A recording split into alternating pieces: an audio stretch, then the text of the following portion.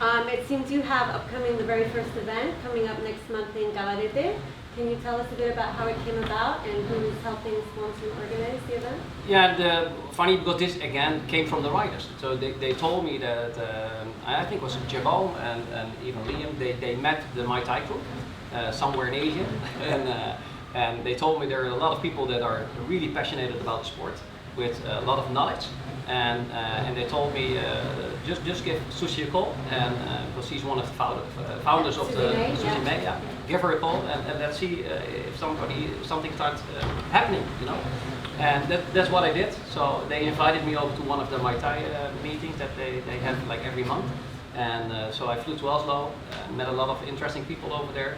And as I told you, there's a lot of knowledge over there. And from there on, we started thinking about running an event together with them. And so this is what actually happened, and now it's a fact. Okay, so that'll be the first event under the World Kiteboarding League. I think one of the most important elements is that you're changing the competition format. So can you tell us a bit about how it's being changed and what people can expect? Well, basically we've been having this problem for a very long time that we're losing follow. People are not following us, and I was asking myself that question for a long time. It's like, why is people not following us? Why is it so hard to follow? And then I checked the event in Egypt that was there, and I was like, okay, I'm gonna ask people what they think they can change. You know?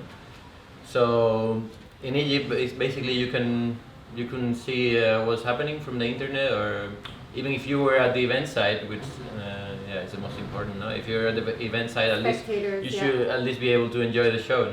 No? And if you are there, all you see is a bunch of heats happening one after the other, many heats, and you just see riders doing trick, and you just don't know what's happening.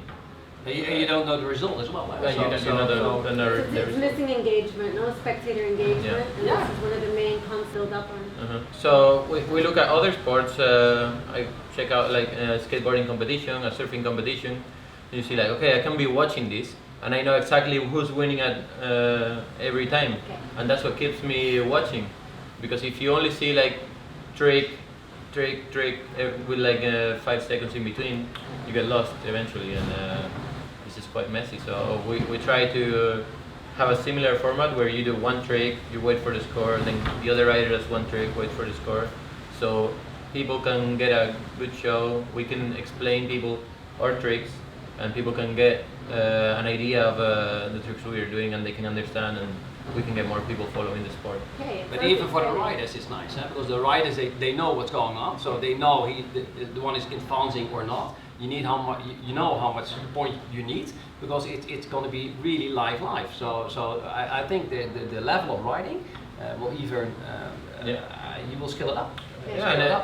I was watching one of the skateboarding competition, and I saw something really exciting that I've never seen on a kiteboarding event. That it comes down to the last trick of the heat, you know, the last trick of the final, something that people will remember.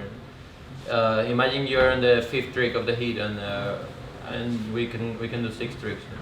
Imagine that they tell you as a rider, say, okay, now you have to do a trick of 8.2 to be able to win.